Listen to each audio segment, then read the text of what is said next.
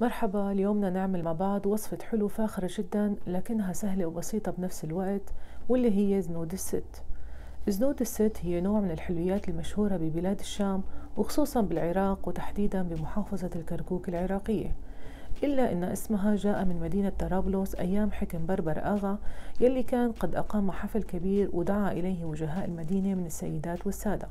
وبالحفل تم تقديم حلوى جديدة اقترح أحدهم تسميتها بزنود الست نسبة لشكلها اللي بيشبه الزند، وكمان مجاملة للسيدات المدعوات، ومن هون إجا أصل التسمية.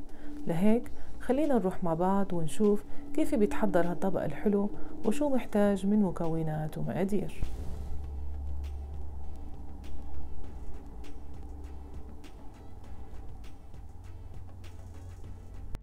محتاجين عجينة البقلاوة الجاهزة، زبدة غير مملحة، وآخر شي القشطة. بالبداية بناخد أول طبقة من عجينة البقلاوة وبنفردها ونخلي القسم العريض باتجاهنا. بنرشها بطبقة من الزبدة المدوبة وبنمسحها بهالشكل، وبعدين بنحط طبقة تانية عليها. وهلأ باستخدام أي مسطرة أو نفس الكرتونة تبع عجينة البقلاوة ممكن نمسحها بشكل كتير منيح ونحدد بنفس العرض ل4 شرايط، والقسم الأخير بنقسمه بالسكين. بنرشه بطبقة من الزبد وبندهنه بهالشكل، ونكون حصلنا على 4 أشرطة من البقلاوة.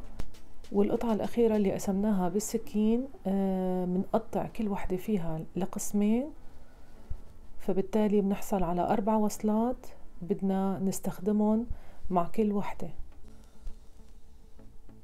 بنحطها بهالشكل لحتى نحمي القشطة انه ما تطلع معنا اثناء القلي. يعني بمعدل كل شرحتين من البقلاوة بيعملوا معنا 4 حبات من زنود الست. هلأ بنوزع القشطة بنص كل حبة، بنسكر من الجهتين وبنلفها، وبعدين بنسكرها بنقطة مي، وبنحصل على أحلى قطعة زنود ست. رح أعمل واحدة تانية حتى تكون الصورة أوضح. شايفين كيف بنسكرها كتير منيح من 4 جهات، وبنلفها وبنشد عليها شوي لحتى تطلع معنا قطعة مرتبة. بنسكرها بنقطة مي وبنلفها، ولاحظوا كيف الجوانب مسكرين. طبعا القشطة حضرتها بفيديو سابق، واللي ما تابع الفيديو رح اترك الرابط بأسفل صندوق الوصف ان شاء الله، فيكن تحضروا طريقة صنع القشطة البيتية.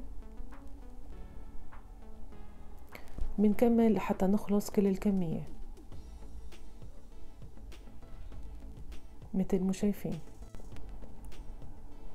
مقلاية على النار بنباشر بقلي حبات زنود الست بزيت حرارته فوق الوسط بشوي لحتى ياخدوا هاللون الذهبي الحلو مثل ما شايفين.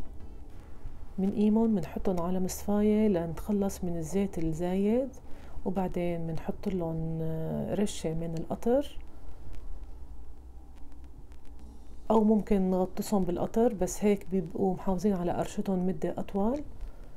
وبعدين بنزينهم برشة من الفستق الحلبي المجروش بهالشكل، وبهيك بنكون حصلنا على أسرع وأبسط زنود ست ممكن نحضرها بالبيت.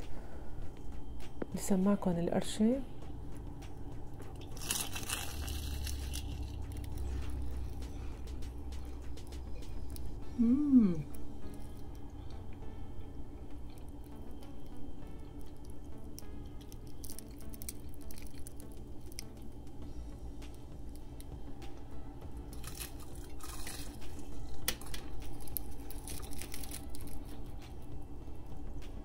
عن جد بنصحكم تجربوها لأنه طعمتها أكتر من رائعة.